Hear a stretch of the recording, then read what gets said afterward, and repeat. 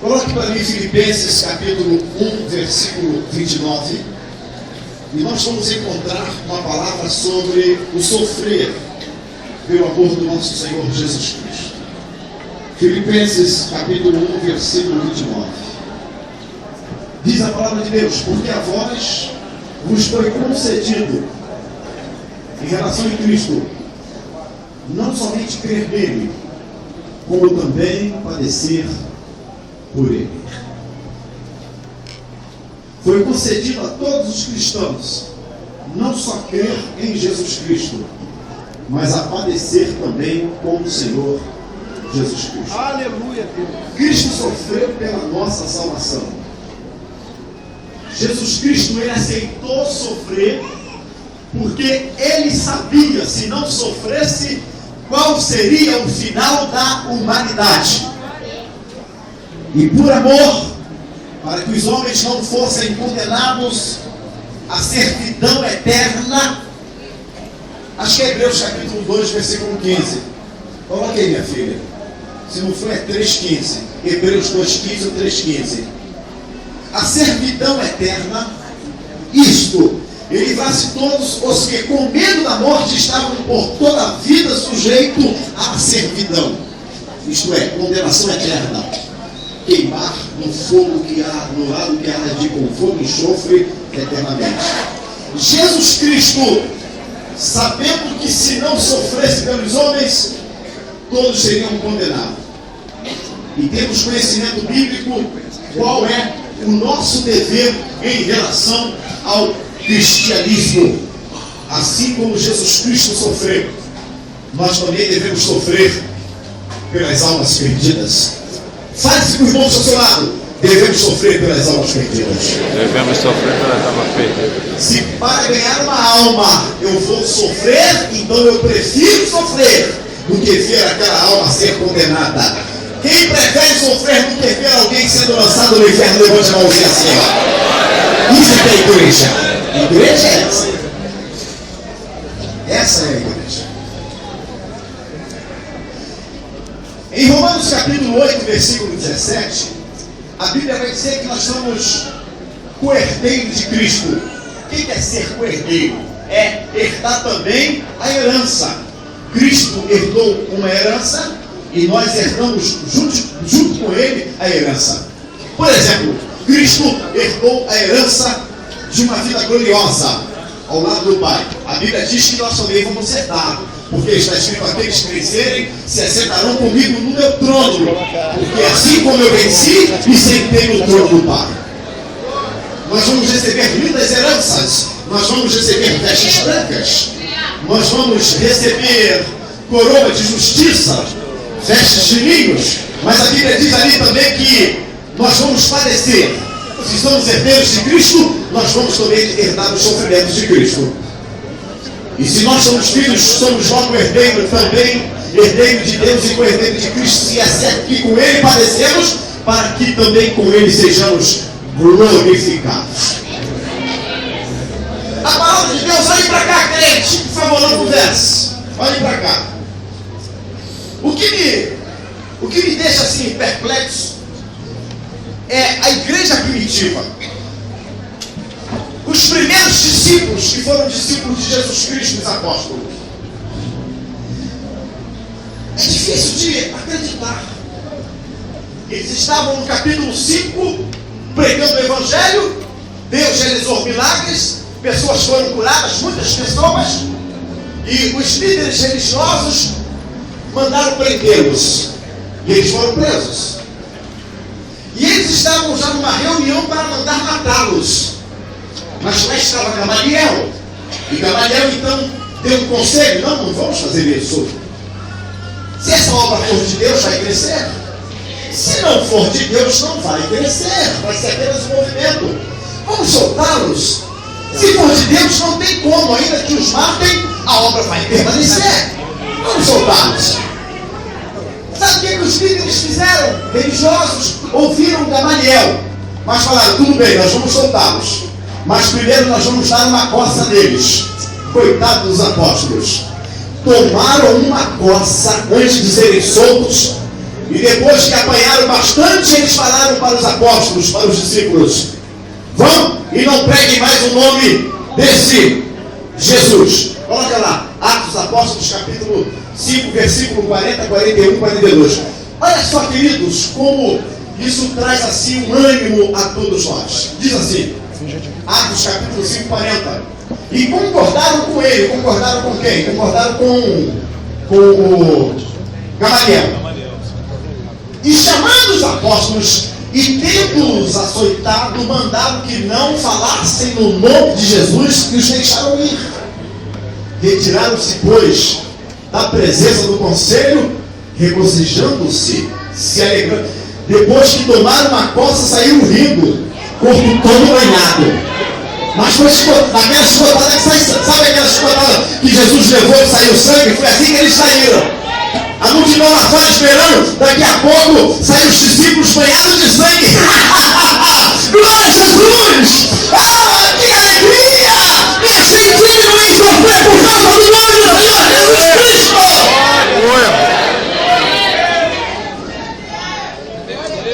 Porque Deus não chama crente frouxo, não. Covarde não tem lugar para ele aqui. Aqui só tem lugar para corajoso. Pergunte quem está falando. Está disposto a tomar uma coça e depois glorificar, falar no mistério? Agora é glória.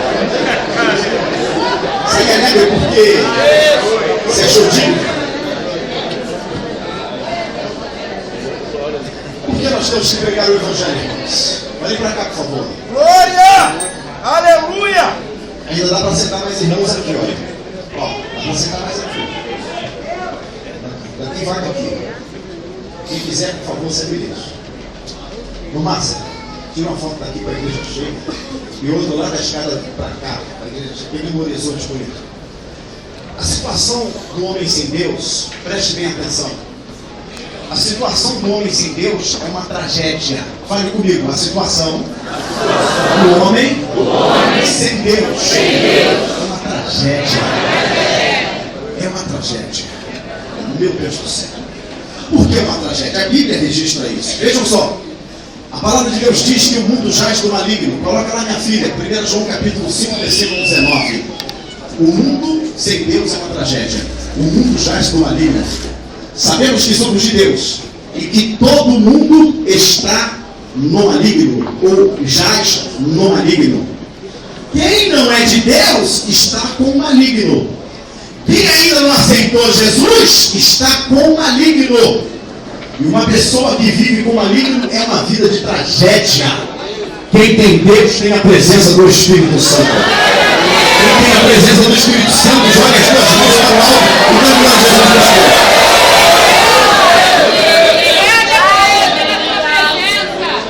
A maioria das criações humanas é inspiração maligna. A maioria das invenções do homem é inspiração maligna. Sejam elas atitudes, modismos, comportamentos, arte, máquinas, culturas inúteis e religiões. Tudo que o homem sem Deus inventa é maligno. E nós sabemos que muitas atitudes, muitos modismos, muitos comportamentos, máquinas, muitas coisas que são culturas no nosso país, feriados por causa de culturas, são coisas malignas. Por quê? Porque Satanás tornou-se o Deus deste século. 2 Coríntios capítulo 4, versículo 4. Coloca, minha filha. 2 Coríntios 4, 4 diz: aleluia. Nos quais o Deus deste século segundo o entendimento dos incrédulos. Satanás é o Deus deste século. E por ele ser Deus desse século, os pecadores estão presos nos laços do diabo. 2 Timóteo capítulo 2, versículo 26. Os pecadores estão presos nos laços do diabo, é o que diz a palavra de Deus. Você vai conferir comigo. E tornarem a despertar, desprendendo-se dos laços do diabo, em que a vontade dele estão presos. Estão presos lá na vontade do diabo. E por causa de tudo isso, o homem tornou-se inimigo de Deus. Coloca lá, minha filha, Romanos capítulo 8, versículo 7. Romanos capítulo 8, versículo 7. Não está mais aparecendo, está muito, tá bom, não é? Está quente, teve que tirar. Mas Romanos capítulo 8, versículo 7, agora você vai para a Bíblia, acabou o conforto aqui, diz a palavra de Deus: porquanto a inclinação da carne é inimizade contra Deus, pois não é sujeita à lei de Deus, nem em verdade o pode ser. O homem tornou-se o quê? Inimigo? Diga, o homem tornou-se inimigo de Deus. O homem tornou-se inimigo de Deus.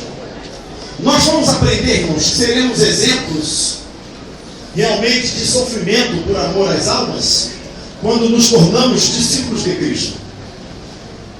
Ser discípulo de Jesus Cristo é um mandamento que o Senhor nos deu.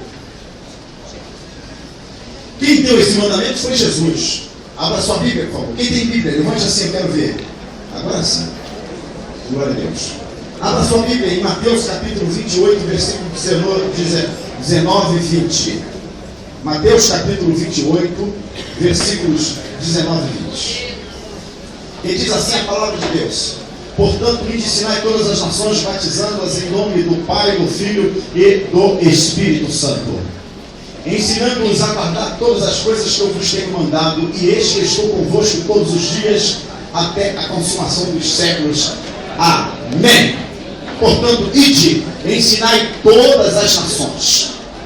É o mandamento que o Senhor nos deu, nós sermos discípulos e fazermos discípulos.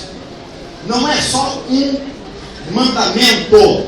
Vamos apertar um pouquinho mais. Olhem para cá, crentes. Não é só um mandamento, é uma obrigação. Fale comigo assim: se aceitei Jesus, eu sou obrigado a ser exemplo de amor pelas almas. É uma obrigação. 1 Coríntios capítulo 9, versículo 16, a Bíblia vai falar que é uma obrigação. Porque se anuncio o Evangelho, não tenho de que me gloriar, pois me é imposta essa obrigação. Quem aceitou a Jesus e quem foi batizado apenas por conveniência, está errado. Você aceitou a Jesus, foi batizado, seu nome está escrito no livro da vida. Você sabe que o mundo jaz no maligno, que o homem está sendo dominado pelo maligno. Mas quando você aceitou a Jesus, você recebeu a sua liberdade. O seu nome está escrito no livro da vida. Você vai ser arrebatado e vai morar para sempre com o Senhor. Agora você tem uma obrigação de anunciar o Evangelho. Fale isso, irmãos, irmão, nós somos obrigados. Somos obrigados, não anunciar o Evangelho. Aleluia! Diga para o irmão, não estamos fazendo nenhum favor para pastor, não. Fazendo favor para pastor, não. Diga para quem está do lado, não estamos trabalhando para pastor, não. Faz mais esse irmão, a Bíblia diz que nós somos obrigados. Quem entendeu esse negócio, levante a mãozinha para o céu.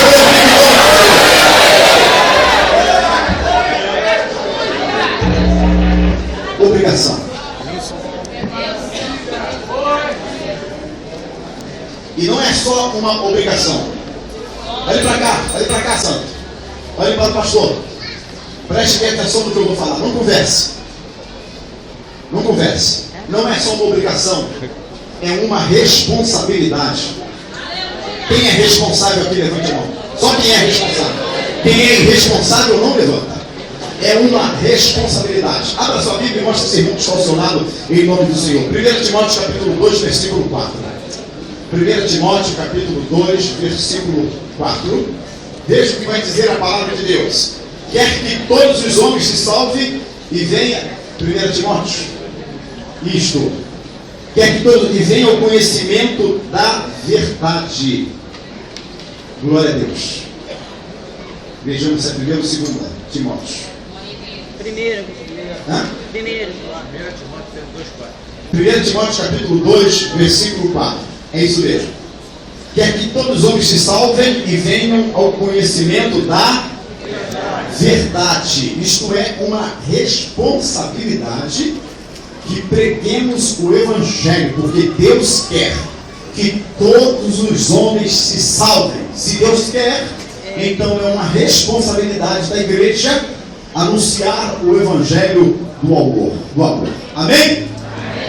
Nós lemos sobre o batismo daquele homem que aceitou a Jesus na estrada de Gaza. Ali, ele precisava aprender e alguém tinha que ensinar.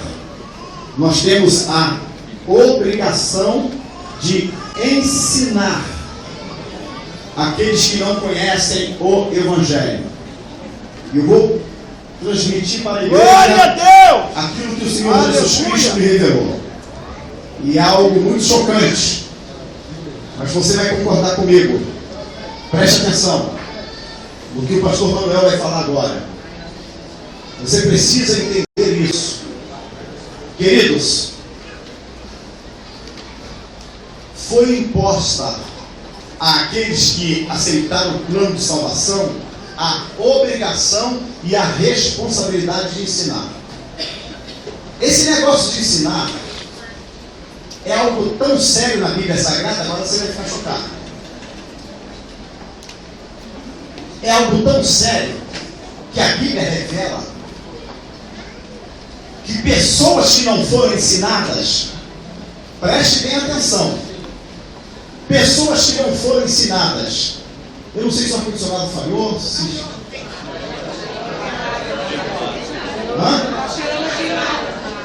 Não, mas falhou?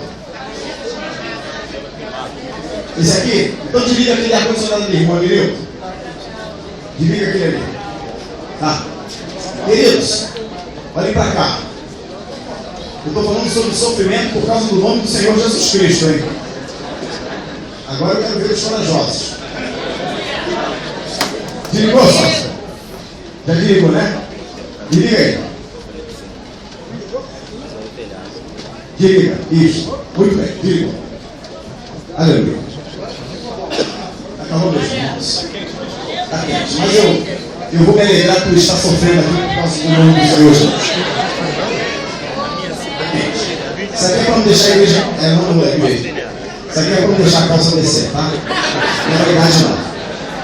Porque depois que eu peguei os quilinhos, aí deu uma curva aqui. E por mais que eu aperte o cinto, não para, mas eu aperto, mas o negócio desce. Aí me falaram, pastor, eu super sólido, porque ele segura. Aí eu aprendi. Amados, a responsabilidade de anunciar, de ensinar, é tão grande, preste atenção, que neste momento, escutem, isso é importante. O que eu vou falar aqui você não vai esquecer mais. Neste momento que nós estamos aqui e vamos participar deste banquete, tem pessoas no inferno clamando para que alguém vá ensinar os seus amigos e parentes a não fazer o que eles fizeram para não irem para lá. E a Bíblia Sagrada nos ensina que eles foram dramáticos. Eles foram dramáticos. Essas pessoas lá no inferno foram dramáticas. Elas falaram assim: mande um dos mortos. O pastor Moisés falou que foi uma oração no inferno, né? Foi uma oração no inferno. Mande um dos mortos ensinar os meus parentes para que eles não venham para cá. Amados, neste momento que nós estamos aqui desfrutando dessa bênção, tem milhares e milhares de pessoas sofrendo no inferno, pedindo pelo amor de Deus que alguém daqui desta igreja vá ensinar um dos parentes dele para não irem para lá. Agora, sabe quando essas pessoas resolveram fazer essa oração, pastor Moisés? Só depois que foram condenadas. Porque enquanto estavam na terra, eram pessoas obstinadas, eram pessoas soberbas, eram pessoas que faziam o que dava no coração, eram pessoas que às vezes estavam no cristianismo apenas por conveniência, não por uma aptitude de ser cristãos e sofrer por amor das almas. Aleluia! Porque aquele homem também conhecia a palavra. E a Bíblia diz que eles tinham a obrigação de andarem pelo caminho da humildade, do amor, da servidão, do perdão e de todos aqueles atributos que Deus colocou à nossa disposição. Mas a palavra de Deus diz que 2 homens morreram. Está lá em Lucas capítulo 16, a partir do versículo 19.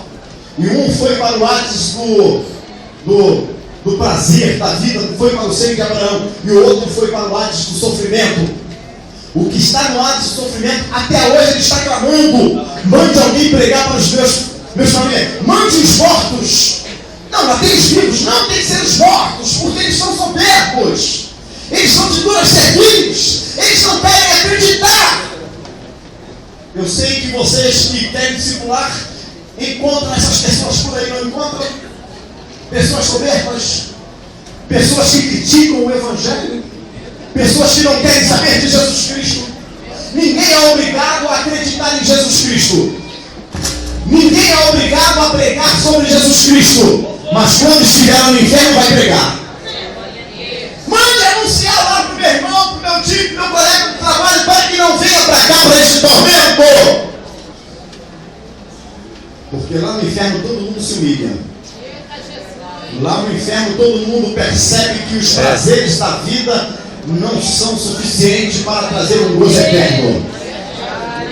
Lá no inferno nós vamos saber que os bens materiais que nós possuímos, que tantos lutamos e colocamos Deus em segundo plano, não serviu para nada. Aleluia! Lá no inferno nós vamos saber que não somos ninguém. É verdade. Então lutem para não ir para o inferno. Lutem para salvar aqueles que estão caminhando para o inferno. Nós temos que tratar o Evangelho como, primeiro, obrigação. Segundo, como responsabilidade. Porque nós, evangélicos, sabemos que o mundo sem Deus está em tragédia. Fale para o irmão que está ao seu lado: obrigação e responsabilidade. Obrigação e responsabilidade. A gente pode imaginar, irmãos, alguém no inferno agora clamando para que um dos mortos saia e vá pregar o Evangelho para o irmão que é prepotente, orgulhoso, soberbo e que não acredita no plano de salvação estabelecido pelo nosso Senhor Jesus Cristo.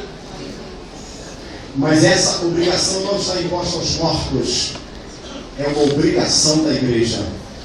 Eu tenho a obrigação e a responsabilidade de pregar o Evangelho. Agora veja só, tomei conhecimento que tem irmão que está em casa porque está triste com o pastor. Está triste com o pastor e não vou mais para a igreja. Estou triste com o pastor. É um doente. Há poder no sangue de Jesus Cristo. Em vez de estar ganhando almas para Jesus, está triste com o pastor. Porque eu tenho certeza, pastor Marcelo, que quem está envolvido em ganhar alma e discipular não está triste com o pastor. Aleluia!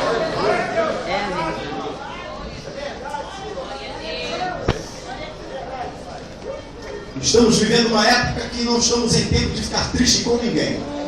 Nós temos que ficar triste com o pecado. Fale com o irmão chacionado. A nossa tristeza é com o pecado. Não vou nem falar isso pra você. A nossa tristeza não é com aquele irmão que pisou no nosso carro, não. A nossa tristeza não é com aquele demoniado que está nos perseguindo, não. A nossa tristeza é contra o pecado. Aleluia! Vamos ficar em pé, glória a Deus. Para ficar mais calor ainda, dá um abraço nesse irmão e fala: meu irmão, estou muito alegre contigo. A minha